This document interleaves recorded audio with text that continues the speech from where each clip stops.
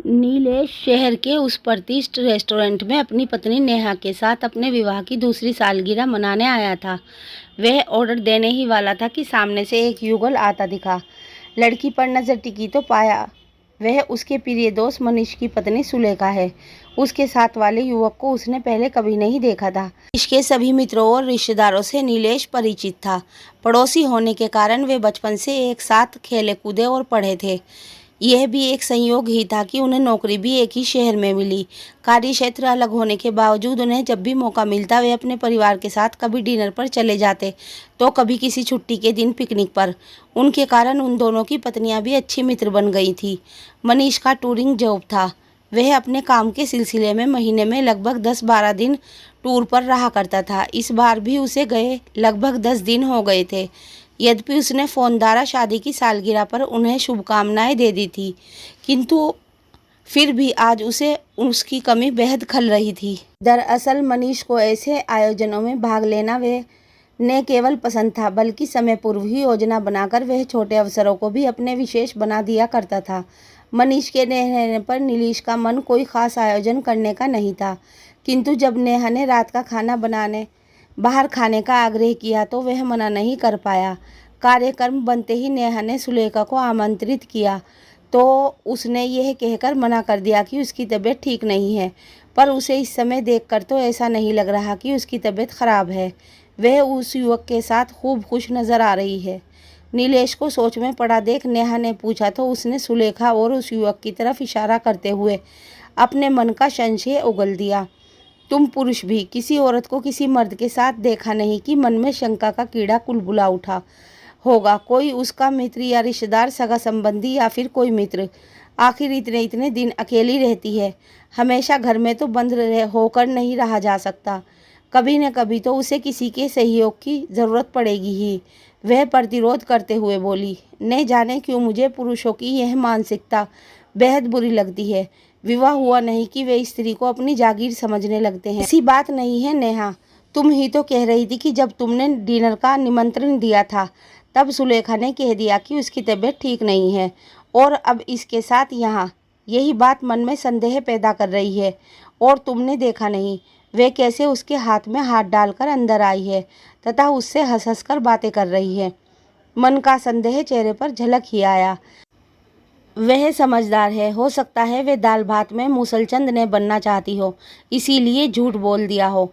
वैसे भी किसी स्त्री का किसी पुरुष का हाथ पकड़ना या किसी से हंसकर बात करना संदेहास्पद क्यों हो जाता है?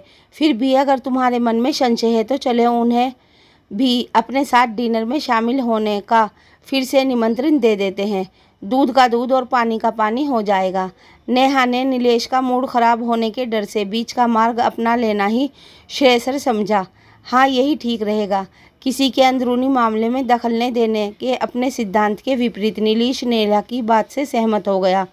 दरअसल वह उस उलझन से मुक्ति पाना चाहता था जो उसके दिल और दिमाग को मथ रही थी। वैसे भी सुलेखा कोई गैर नहीं, उसके अभिन्न मित्र की पत्नी है। वे दोनों उठकर उसके पास गए। उन्हें इस तरह अपने सामने पाकर सुलेखा चौंक गई, मानो वो समझ नहीं पा रही हो कि क्या कहें। दरअसल सुलेखा, हम लोग यहाँ डिनर के लिए आए हैं। वैसे मैंने सुबह तुमसे कहा भी था, पर उस समय तुमने कह दिया था कि तबीयत ठीक नहीं है, पर अब जब तुम यहाँ आई ही गई हो तो हम चाहेंगे कि तुम हमारे साथ ही डिनर कर लो। इससे हमें बेहद प्रसन्नता होगी। नेहा उसे अपनी ओर आश्चर्य से देखते हुए भी सहजता से बोली, पर सुलेखा ने झिझकते हुए कहना चाहा, पर वर कुछ नहीं सुलेखा जी, मनीष नहीं है तो क्या हुआ, आपको हमें कंपनी देनी ही होगी। आप भी चलिए मिस्टर, आप शायद सुलेखा जी के मित्र हैं।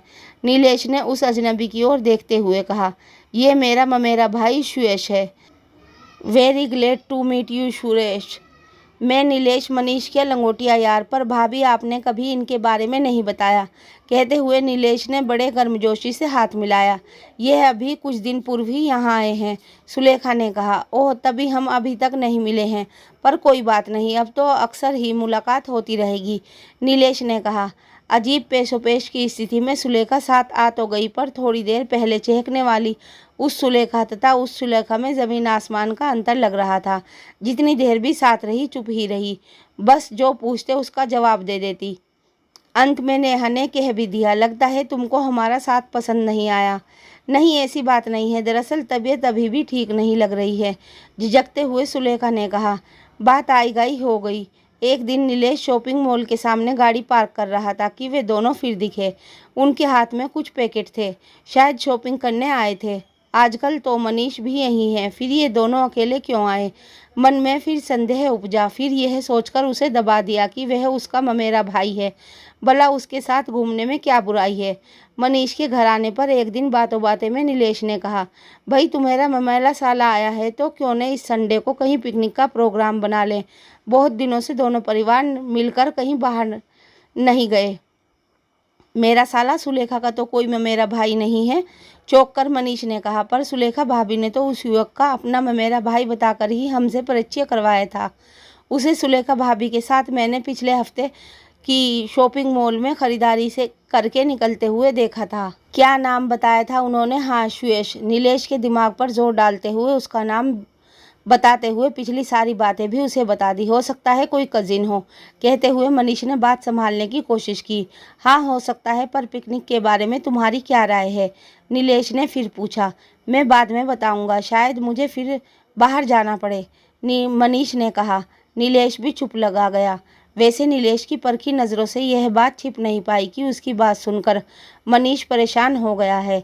शायद कुछ ने कहकर मनीष कुछ काम है कहकर उसके पास से हट गया। उस दिन उसे पहली बार महसूस हुआ कि दोस्ती चाहे कितनी भी गहरी क्यों न हो, पर कुछ बातें ऐसी होती हैं जिन्हें व्यक्ति किसी के साथ शेयर नहीं करना चाहता। उधर मनीष नीलेश के प्रति अपने व्यवहार के लिए समय को धिक्कार रहा था। पहली बार ऐसा हुआ था कि कोई प्रोग्राम बनने से पूर्व ही अधर में लटक गया था, पर वह करता भी तो क्या करता। नीलेश की बातें सुनकर उसके दिल में शक का कीड़ा कुलबुलाकर नागफनी की तरह डंक मारते हुए उसे दंशित करने लगा था। वह जानता था कि उसे महीने में 10-12 दिन घर से बाहर रहना पड़ता है।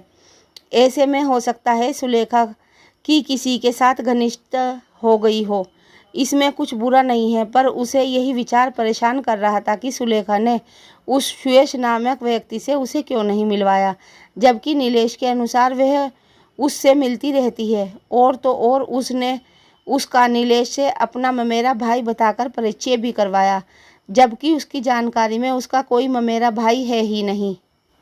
उसे समझ में नहीं आ रहा था कि क्या करे, पर सिर्फ अनुमान के आधार पर किसी पर दोषारोपण करना उचित भी तो नहीं है। एक दिन जब सुलेखा बाथरूम में थी तो वह उसका सेल फोन सर्च करने लगा। एक नंबर उसे संशय के में डालने लगा, क्योंकि उसे बार बार डायल किया गया था। नाम था शुश। नीलेश की जानकारी में सुलेखा का कोई दोस्त नहीं है, फिर उससे बार बार बातें क्यों किया करती है? और अगर उसका कोई दोस्त है तो उसने उसे बताया क्यों नहीं? मन ही मन मनीष ने सोचा तो उसके अंतर्मन ने कहा कि यह तो कोई बात नहीं कि वह हर बात तुम्हें बताए या अपने हर मित्र से तुम्हें मिलवाए, पर जीवन में पारदर्शिता होना सफल वैवाहिक जीवन का मूल मंत्र है।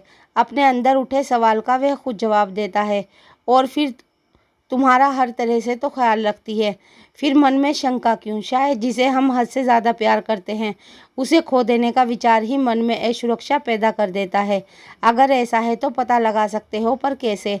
मन तर्क वितर्क में उलझा हुआ था। अचानक शुश और सुयश में उसे कुछ संबंध नजर आने लगा और उसने वही नंबर डायल कर दिया। बोलो सुलेखा, उधर से किसी पुरुष की आवाज़ आई। पुरुष स्वर सुनकर उसे लगा कि कहीं गलत नंबर तो नहीं लग गया, अतः साफ ऑफ करके पुनः लगाया। पुनः वही आवाज़ आई। बोलो सुलेखा, पहले फ़ोन क्यों काट दिया? कुछ गड़बड़ है क्या? उसे लगा नीलेश ठीक ही कह रहा था। सुलेखा उससे ज़रूर कुछ छिपा रही है, पर क्यों? कहीं सच में तो उसके पीछे उन दोनों में। अभी वह यह सोच ही रहा था कि सुलेखा नहाकर आई, उसके हाथ में अपना मोबाइल देखकर बोली, कितनी बार कहा है मेरा मोबाइल मत छुआ करो। मेरे मोबाइल से कुछ नंबर डिलीट हो गए थे, उन्हीं को तुम्हारे मोबाइल से अपने में फीड कर रहा था। न जाने कैसे ये शब्द उसकी ज़बान से फिसल गए। अपनी बात को सिद्ध करने के लिए वह ऐसा ही करने लगा जैसा उसने कहा था। इसी बीच उसने आउटगोइंग कॉल जो शुश को करे थे उसे भी डिलीट कर दिया, जिससे अगर वह सर्च करे तो उसे पता न चले। अब संदेह बढ़ गया था, पर जब तक सच्चाई की तह में नहीं पहुंचा जाए तब तक वह उससे कुछ भी कहकर संबंध बिगाड़ना नहीं चाहता था। उसकी पत्नी का किसी के साथ गलत संबंध है तथा वह उससे चोरी छिपे मिला करती है, यह बात भी वह सह नहीं पा रहा था। न जाने उसे क्यों लगने लगा कि वह नामर्द तो नहीं। तभी उसकी पत्नी को उसके अलावा भी किसी अन्य के साथ की आवश्यकता पड़ने लगी है। तुम इतने दिन बाहर टूर पर रहते हो, अपने एकाकीपन को भरने के लिए सुलेखा किसी के साथ की चाह करने लगे तो इसमें क्या बुराई है? अंतुमन ने पुनः प्रश्न किया। बुराई संबंध बनाने में नहीं बल्कि छिपाने में है। अगर संबंध पाक साफ है तो छिपाना क्यों और किस लिए? शायद इसीलिए कि तुम ऐसे संबंध को स्वीकारने पर पाओ, सदा संदेह में देखते रहो। क्या मैं तुम्हें ऐसा लगता हूँ? नए ज़माने का हूँ। स्वस्थ दोस्ती में कोई बुराई नहीं है, सब कहने की बात है। अगर ऐसा होता तो तुम इतने परेशान न होते, सीधे सीधे उससे पूछ नहीं लेते। पूछने पर मन का शक सच निकल गया तो सह नहीं पाऊंगा, और अगर गलत निकला तो क्या मैं उसकी नज़रों में गिर नहीं जाऊंगा? जल्दबाजी क्यों करते हो? शायद समय के साथ कोई रास्ता निकल ही आए। हाँ, यही ठीक रहेगा। इस सोच के तर्क वितर्क में डूबे मन को ढांढस बंधाया। उनके विवाह को 10 महीने हो चले थे। वह अपने पीएफ में उसे नामनी बनाना चाहता था।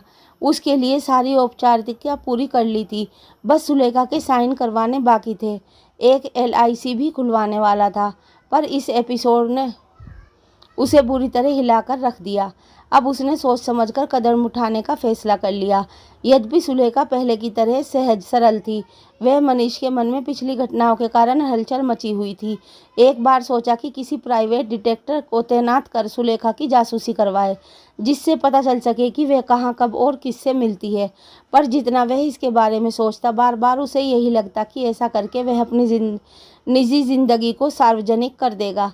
आखिर ऐसी संदेहास्पद जिंदगी कोई कब तक बिता सकता है? अतः पता तो लगाना ही पड़ेगा, पर कैसे, समझ नहीं आ रहा था। हफ्ते भर में ही ऐसा लगने लगा कि वह न जाने कितने दिनों से बीमार है। सुलेखा पूछती तो कह देता कि काम की अधिकता के कारण तबीयत ढीली हो रही है। वैसे भी सुलेखा का उसकी चिंता करना दिखावा लगने लगा था। आखिर जो स्त्री उससे छिपकर अपने मित्र से मिलती रही है, वे भला उसके लिए चिंता क्यों करेगी? उस दिन मनीष का मन बेहद अशांत था। ऑफिस से छुट्टी ले ली थी।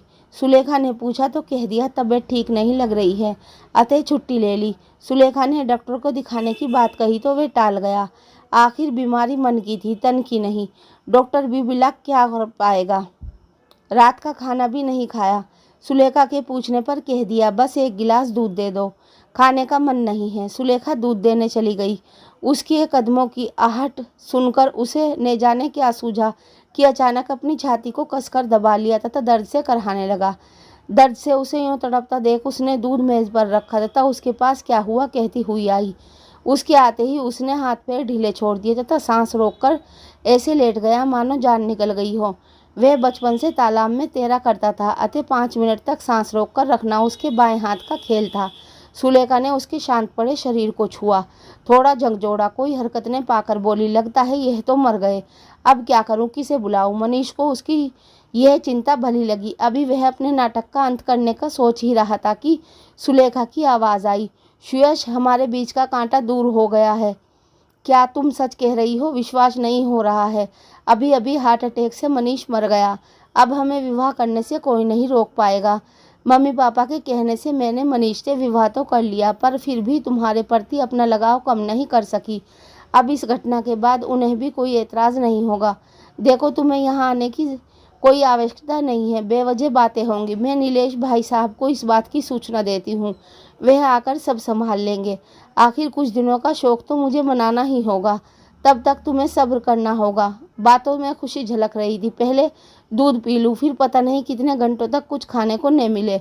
बड़बड़ाते हुए सुलेखा ने दूध का गिलास उठाया और पास पड़ी कुर्सी पर बैठकर पीने लगी। दूध पीकर वह उठी और बड़बड़ाते हुए बोली, अब नीलेश को फ़ोन कर ही देना चाहिए। उसे फ़ोन मिला ही रही थी कि मनीष उठकर बैठ गया। तुम जिंदा हो? उसे बैठा देखकर अचानक सुलेखा के मुंह से निकला, तो क्या तुमने मुझे मरा समझ लिया था? मनीष बोला, डार्लिंग, मेरे शरीर में हलचल नहीं थी, पर दिल तो धड़क रहा था, लेकिन खुशी के अतिरेक में तुम्हें नब्ज देखना या धड़कन सुनने का भी ध्यान नहीं रहा। तुमने ऐसा क्यों किया सुलेखा? जब तुम किसी और से प्यार करती तो मेरे साथ विवाह क्यों किया? तो क्या तुमने सब सुन लिया? कहते हुए वे धम से बैठ गई। हाँ, तुम्हारी सच्चाई जानने के लिए मुझे यह नाटक करना पड़ा था। अगर तुम उसके साथ रहना चाहती थी तो मुझसे एक बार कहा होता, मैं तुम दोनों को मिला देता। पर छिप छिप कर उससे मिलना क्या बेवफाई नहीं है? 10 महीने मेरे साथ एक ही कमरे में मेरी पत्नी बनकर गुजारने के बावजूद अगर तुम मेरी नहीं हो सकी तो क्या गारंटी है कल तुम उससे भी मुंह नहीं मोड़ लोगी? या सुयश तुम्हें वही मान सम्मान दे पाएगा जो वह अपनी प्रथम विवाहित पत्नी को देता? जिंदगी एक समझौता है, सबको सब कुछ नहीं मिल जाता। कभी कभी हमें अपनों के लिए समझौते करने पड़ते हैं। फिर जब तुमने अपने माता पिता के लिए समझौता करते हुए मुझसे विवाह किया तो उस पर अड़िग क्यों नहीं रह पाई? अगर तुम्हें तुम्हारी इस भटकन का पता चलेगा तो क्या उनका सिर शर्म से नहीं नीचा नहीं हो जाएगा? मुझे माफ़ कर दो मनीष, मुझसे बहुत बड़ी गलती हो गई। सुलेखा ने उसके कदमों पर गिरते हुए कहा। अगर तुम इस संबंध को सच्चे दिल से निभाना चाहती हो तो मैं भी सब कुछ भूलकर आगे बढ़ने को तैयार हूँ, और अगर नहीं तो तुम स्वतंत्र हो। तलाक के पेपर तैयार करवा लेना, मैं बेहिचक हस्ताक्षर कर दूंगा, पर इस तरह की बेवफाई कभी बर्दाश्त नहीं कर पाऊंगा। उसी समय सुलेखा का मोबाइल खनखना उठा। सुयश, आइंदा से तुम मुझे ने तो फ़ोन करना और ने ही मिलने की कोशिश करना। मेरे वैवाहिक जीवन में दरार डालने की कोशिश अब मैं बर्दाश्त नहीं करूँगी। कहते हुए सुलेखा ने फ़ोन काट दिया तथा रोने लगी। उसके बाद फिर फ़ोन बजा पर सुलेखा ने नहीं उठाया। रोते हुए बार बार उसके मुंह से एक ही बात निकल रही थी, प्लीज़ मनीष, एक मौका और दे दो, अब मैं कभी कोई गलत कदम नहीं उठाऊंगी। उसकी आंखों से निकलते आंसू मनीष के हृदय में हलचल पैदा कर रहे थे, पर मनीष की समझ में नहीं आ रहा था कि वह उसकी बात पर विश्वास करे या न करे। जो औरत पिछले 10 महीने से बेवकूफ़ बनाती रही और तो और जिसे उसकी अचानक मौत इतनी खुशी दे गई कि उसने डॉक्टर को बुलाकर मृत्यु की पुष्टि कराने के बजाय अपने प्रेमी को मृत्यु की सूचना ही नहीं दी, अपने भावी जीवन की योजना बनाने से भी नहीं चूकी, उस पर एकाएक भरोसा करे तो कैसे करे? और जहाँ तक मौके का प्रश्न है, उसे एक और मौका दे सकता है। आखिर उसने उससे प्यार किया है, पर क्या वह उससे वफा कर पाएगी या फिर से वह उस पर वही विश्वास कर पाएगा? मन में इतना आक्रोश था कि वह बिना सुलेखा से बात किए करवट बदल कर सो गया। दूसरा दिन सामान्य तौर पर प्रारंभ हुआ। सुबह की चाय देने के बाद सुलेखा नाश्ते की तैयारी करने लगी तथा वह पेपर पढ़ने लगा। तभी दरवाजे की घंटी बजी। दरवाज़ा मनीष ने खोला तो सामने किसी अजनबी को खड़ा देख वह चौंका, पर उससे भी अधिक वह आंगुर तक चौंका। वह कुछ कह पाता इससे पहले ही मनीष जैसे सब कुछ समझ गया और सुलेखा को आवाज़ देते हुए अंदर चला गया, पर कान बाहर ही लगे रहे। सुलेखा बाहर आई। सुयश को खड़ा देखकर चौंक गई। वह कुछ कह पाता उससे पहले ही तीखे स्वर में सुलेखा बोली, जब मैंने कल तुमसे मिलने या फ़ोन करने के लिए मना कर दिया था, उसके बाद भी तुम्हारी यहाँ मेरे घर आने की हिम्मत कैसे हुई? मैं तुमसे कोई संबंध नहीं रखना चाहती, आइंदा मुझसे मिलने की कोशिश मत करना। सुयश का उत्तर सुने बिना सुलेखा ने दरवाज़ा बंद कर दिया और किचन में चली गई। आवाज़ में कोई कंपन या हिचक नहीं थी। वह नहाने के लिए बाथरूम गया तो सब कुछ यथास्थान था। तैयार होकर बाहर आया तो नाश्ता लगाए सुलेखा उसका इंतज़ार कर रही थी। नाश्ता भी उसकी मनपसंद था, आलू के पराठे और मीठा दही। ऑफिस जाते समय उसके हाथ में टिफ़िन पकड़ाते हुए सुलेखा ने सहज स्वर में पूछा, आज आप जल्दी आ सकते हैं? रिजेंट में बाबुल लगी है, अच्छी पिक्चर है, देखूंगा।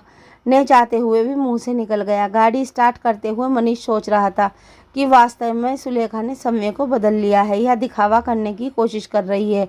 सच्चाई जो भी हो, वह उसे एक मौका अवश्य देगा। फ्रेंड्स, वीडियो कैसी लगी कमेंट करके हमें ज़रूर बताइएगा।